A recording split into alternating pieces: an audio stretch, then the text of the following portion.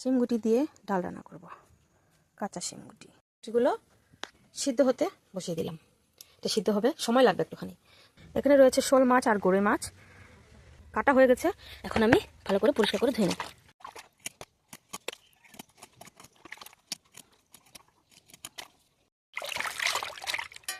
এবার দেখুন পরিষ্কার হয়ে গেল, ধোয়া হয়ে গেল। এবার চলো, বয়েল হয়ে গেছে দেখুন বন্ধুরা, সুন্দর বয়েল হয়ে গেছে। আমি আপনাকে দেখাচ্ছি।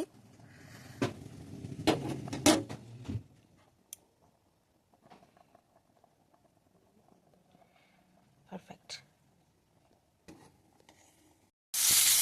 সম্বার দিলাম পেঁয়াজ, শুকনো লঙ্কা, জিরা, তেজপাতা।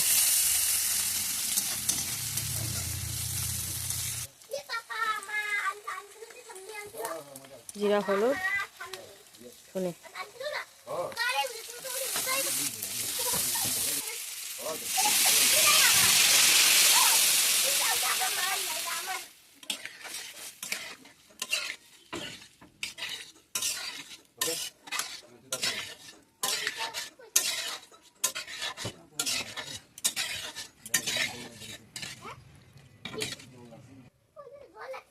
লাস্ট লবণ।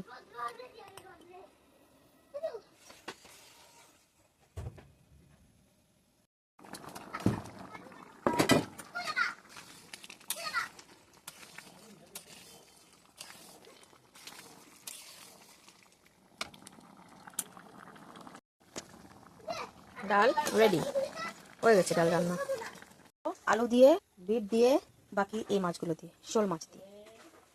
চলো, দিলাম তেজপাতা, জিরা, একটু পেঁয়াজ কুচি, সামান্য, বেশি লাগবে না। এখানে থাকছে পেঁয়াজ আর কাঁচা লঙ্কা, জিরা পাউডার, ধনে পাউডার, টমেটো একসাথে পেস্ট। এখানে হলুদ, আলু, বিট। তো তোমরা কে কে রান্না করেছো আলু দিয়ে, বিট দিয়ে মাছের ঝোল? আমাকে সবাই বলবে। তরকারিতে ঝোল দেওয়ার জন্য গরম জল বসিয়ে দিলাম।